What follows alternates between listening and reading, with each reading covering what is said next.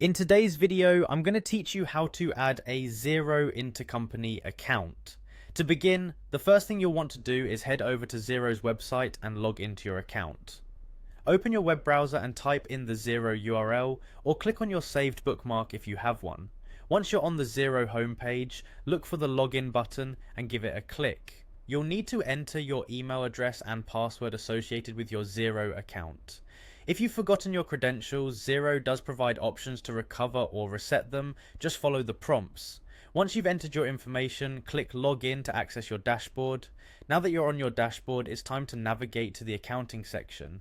Look at the top menu where you'll see the accounting tab. Click on this tab to reveal a drop-down menu. From here, select Chart of Accounts. This is where all your financial accounts are listed and managed, so it's an essential area for any financial task in Xero.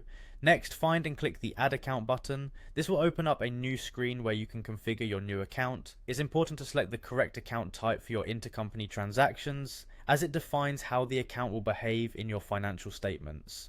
Go through the list of account types and choose the one appropriate for your transactions.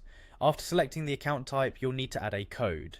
The account code is a unique identifier for your account, which helps in sorting and filtering your financial data. Make sure it's something meaningful and systematic, especially if you have numerous accounts. Following this, name your account. The account name should clearly describe its purpose so you or anyone else reviewing your accounts can immediately understand what this account is about. This will be important when running reports or performing reconciliations. Next, look for the option that says Enable payments to this account and click on its checkbox. Enabling this feature allows transactions to be settled directly against this account, which can be very useful depending on your company's financial processes. The last step is to click Save. Once you click, your new intercompany account is created and ready for use.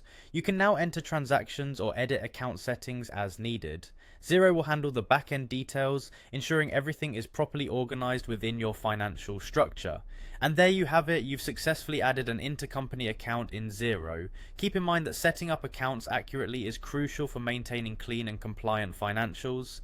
Thanks for following along and happy accounting.